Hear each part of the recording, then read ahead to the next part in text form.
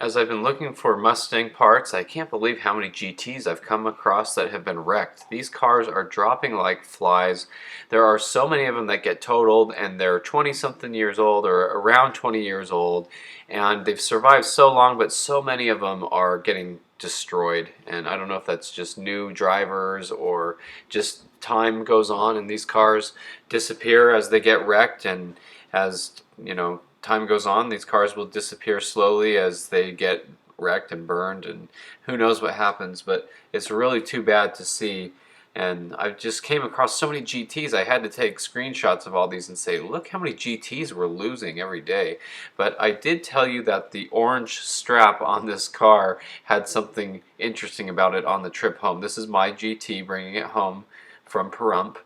And I had told you that something funny happened with that orange strap. And I had it over the hood, but it went between the fender and the hood on the other side. And we got home, and my friend got out of the truck, and he saw part of the strap laying there on the trailer, and he's like, how did this come undone? Where's the other half of it? We were missing part of the strap, and the hood was still down, so we thought, well, we were going freeway speeds, and that strap was holding the hood down, and because it couldn't latch anymore. And we thought, wow, that was lucky that the strap had broken somehow somewhere, and we didn't know when. And we had looked back several times. We got gas a couple times, and the strap was still there. But we figured it must have come off near my house somewhere, because the hood would have flown up and hit the windshield if it was while we were on the freeway. And so the next day, my family and I went to church, and as we're driving home from church, I see this strap laying in the road, and I thought, there's the rest of my strap. It was just a couple blocks away from the house, so I got out and grabbed it. So anyway, I wanted to document a little bit of how this car sits. You can see the fenders pushed in on the driver's side and kind of pushed out on the passenger side, but the hood's still straight and lined up there. And I was looking over the car, and I just couldn't get over how beautiful this silver metallic looks in the sun. I was looking at it, and I just wanted to try to get some footage of how nice this shines. You can see the flakes, so beautiful. And I just kept taking more and more pictures and videos of it because I wanted to capture it, and no video or picture will do justice to seeing this car in person. And I just love this beautiful color, and it is so nice. It's such a shame to think a car like this would have been parted out and crushed. And so I thought, at a minimum, I'm just going to keep this car and enjoy this beautiful silver in the sun. And so if this car never even makes it to being fixed, at least I still have it, and I can enjoy this part of it every day, because this is just so beautiful. I love the paint on this car, and it only has 64,000 miles, so it's a beautiful looking car. So I want to do a little bit of a walk around and show what the car looked like. See that nice shine, nice clean tail lights. And the whole car is just in really good shape. It has a few scratches and bumps, probably from the accident, but overall it's a really nice looking car. Really straight from the doors back.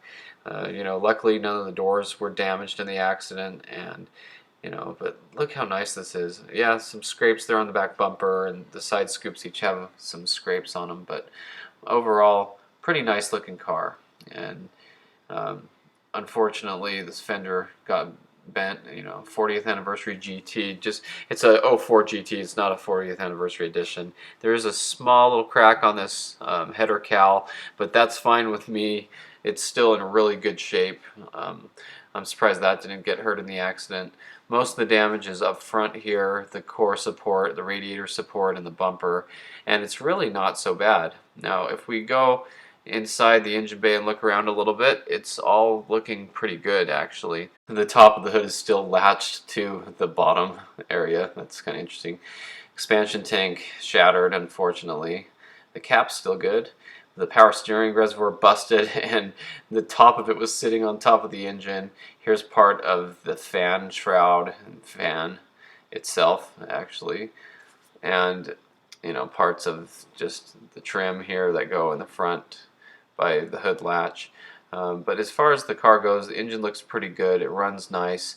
I did notice a small little crack here on the valve cover. So a lot of times these get hurt in the accident. I think this is just cracked slightly from the power steering reservoir there, getting pushed around and beat up. So I'll clean that up and probably just patch it nicely because it's not too bad. It's not leaking or anything. Trans-cooler lines for the radiator are still there, a little bit bent. I'll have to see if I can bend those back in place. Look at this air filter. That's completely smashed. But the rest of the housing's there, and it looks pretty good. All the vacuum lines are there. Everything else in the engine's there, and it runs, like I said. So everything else should be in pretty good shape. So I'm pretty happy about that. So it's looking pretty good. And, taking a look inside the car, it's actually pretty clean. I opened up the trunk expecting to find a bunch of junk and stuff like I do in all the Mustangs I bought lately, and to my surprise, it was clean. There was nothing in here. It was just in really good shape. And this was owned by a lady in Pahrump, and I found the documents, and it was also purchased new in California, and it had the documentation for the application for a handicap sticker from the first owner, so I think it was just owned and nice by an older couple.